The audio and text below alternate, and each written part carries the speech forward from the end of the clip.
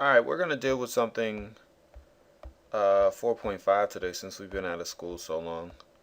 And it shouldn't be bad. Let's just deal with it. Solving quadratic equations. Right now, all you know about solving quadratic equations is how to do it by factoring. Another way that we can deal with this is by finding square roots. Now, that means we can deal with solutions that are not real numbers. For example, let's just deal with a square root. Square roots are pretty much the inverse of squaring something, just like how subtraction is the inverse of addition, division is the inverse of multiplication. Square roots are basically just the inverse of squares. I guess the way that I can put it out to you is if x squared equals b, then the square root of x, I'm sorry, not the square root of x, but the square root of b equals x. So you kind of can put it away. That probably doesn't make much sense to you, but I can probably put it this way to really help you, is if I actually deal with some square roots. Alright, now in this case right here, if you're talking about the square root of 9, right? Square root of 9 is 3. Why? Because 3 squared equals 9. Square root of 1/9 is 1/3, because 1/3 squared equals 1/9. And the square root of 0.09 is not 0.03, it is actually 0.3, because 0.3 squared is equal to 0.09. So that kind of gives you a better idea of square roots. We'll keep working just to get more of an idea. Alright, but when you're dealing with equations, you're talking about two different roots. Your root can be positive or it can be negative. You'll see where we get the no real solutions from. So, again, I'll say it here, that if in fact x squared equals b and b is less than 0, in other words, you know what this means. This means that b is negative, right? So if in fact you get a negative square root, then what you'll end up with is no real solutions. Not no solution, but no real solutions. There's a difference. That just means that whatever your solutions are not real numbers. So when we're solving quadratic equations, there's something very, very specific. We have to consider both roots when we're solving quadratic equations. Say, for example, here you have x squared equals 9. If I took the square root of both sides, right, then x could either be positive or negative 3. So since it could be positive or negative 3, that's where we get plus or minus 3. It could be either or. So that means your solutions possibly is either 3 or negative 3. If you have x squared plus 4 equals 0, though, and I was going to solve that using square roots, then that means that x squared equals negative 4. Took the square root of both sides. That means that x is going to be, x can't be anything because that's a negative square root. So since that's a negative square root, what we'll write in this case is no real solution. Again, I'll say it again, not no solution, but no real solution. Get what I'm saying? So, in this case here, if you have 5x squared equals 15, divide 5 on both sides, that's x squared equals 3, right? Take the square root of both sides. You'll end up with x equals plus or minus the square root of 3, right? So you can see in this case right here that your solutions will be either the square root of 3 or negative square root of 3. So it's important to see in solving basic quadratic equations, that's what we end up with. Before we do these more complex ones, actually I don't want to do that either. I want to get down here to properties of radicals. Now, when we're dealing with actual properties of radicals, let's see. Now, square root of 4 times 9, you guys have to understand the square root of 4 times 9 is the same thing as the square root of 36, which equals 6, right? Same way, the square root of 4 times the square root of 9 is going to be 2 times 3, because the square root of 4 is 2, square root of 9 is 3.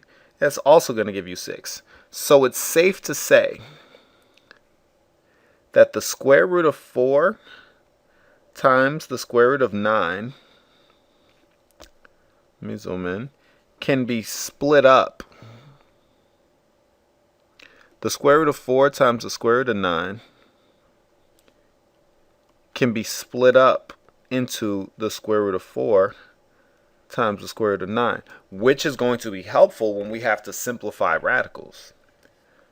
The reason why it can be done like that is because you have 2 times 3, square root of 36. Those things are going to be equal all the way to 6 equals 6.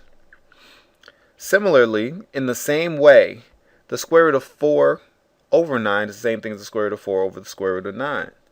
Now, that just works for multiplication and division. So ultimately, what you'll get are these two rules.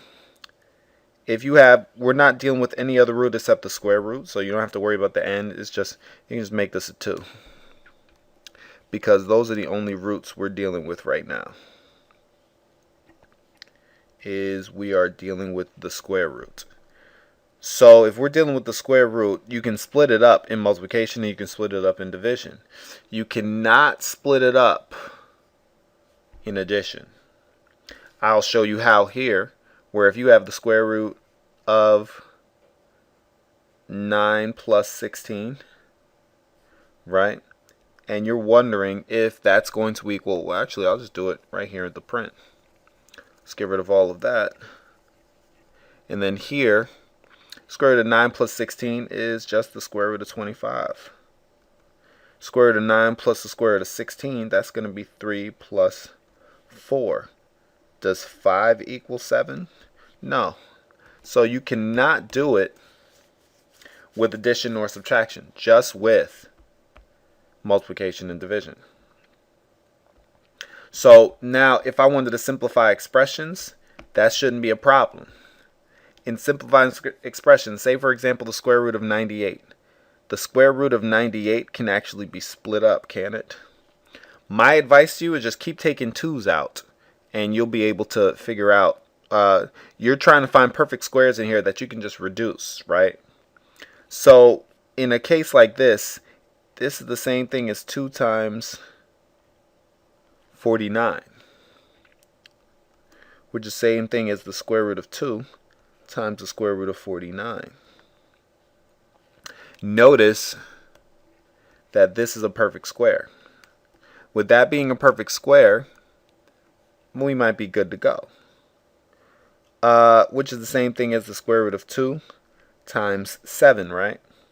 So ultimately, the coefficient, this is just like a coefficient, this is just like a variable. So the way we write that is just 7 times the square root of 2.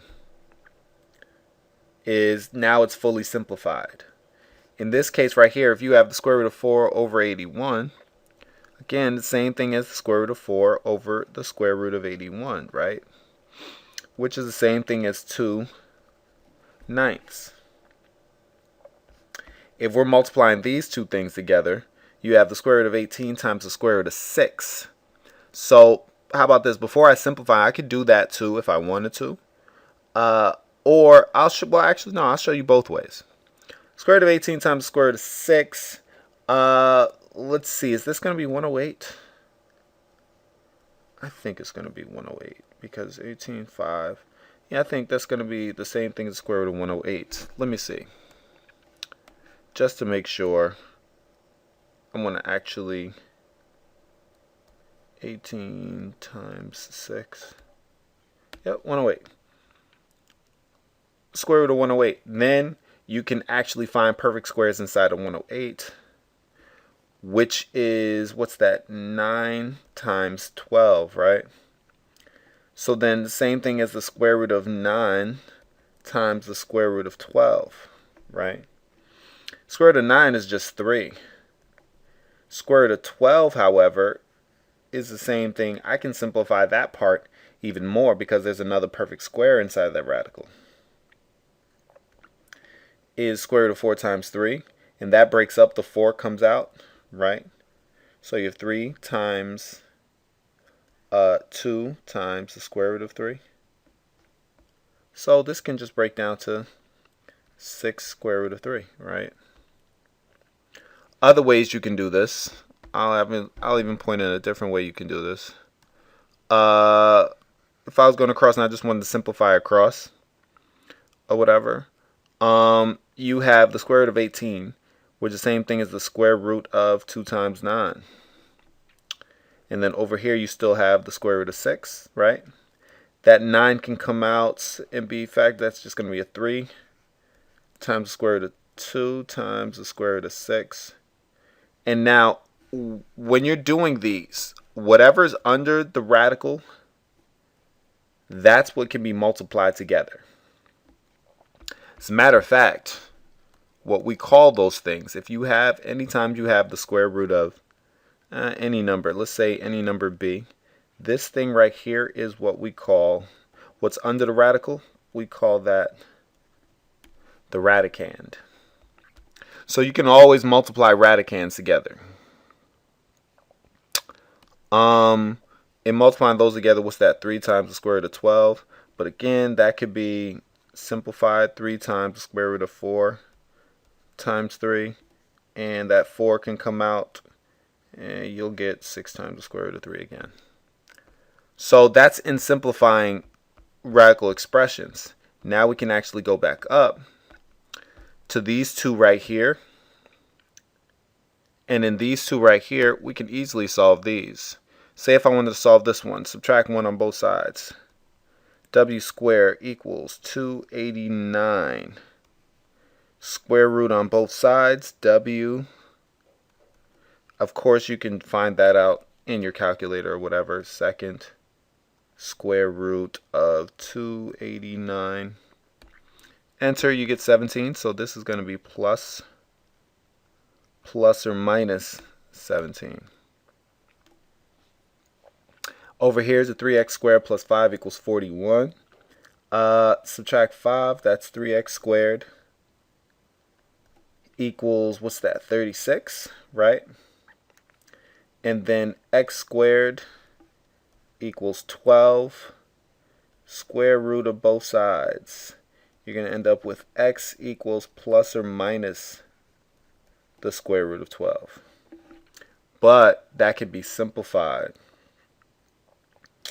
That means that can be simplified. X equals plus or minus 4. Is that going to be 2 times the square root of 3? So notice the two different answers we get when we're solving those. Great. One more thing is this problem right here is extremely challenging. Let me actually start erasing my life away so you guys can actually get a chance to see if you can complete this problem before I do it. So if you want to complete this problem before I do it, go ahead and pause the video, solve it, and then come back for the solution. So let me go ahead and solve this now. Let's see, add 18 on both sides. That's 7 times x minus 4 squared equals 28. Divide by 7, that is going to be x minus 4 squared equals 4. Take the square root of both sides. I'm going to end up with x minus 4 equals plus or minus 2.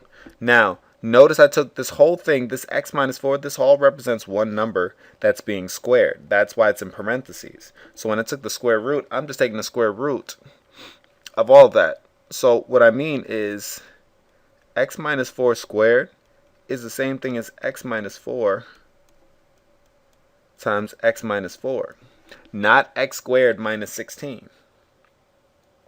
So when I took the square root, I'm just, taking one of those. So then from there, that means that x minus 4, oh, actually, let me correct that. I'm saying that x equals 4 plus or minus 2, right? So if x equals 4 plus or minus 2, then that means that your solution set, your possible solutions, is either 4 plus 2, which is 6, or 4 minus 2, which is 2. So again, you'll probably see some problems like that. And this is just part 1 of the stuff that we need to do. So yeah, you can at least do part 1 of the work that I assigned. And that's all I have for you. Alright, let me stop this.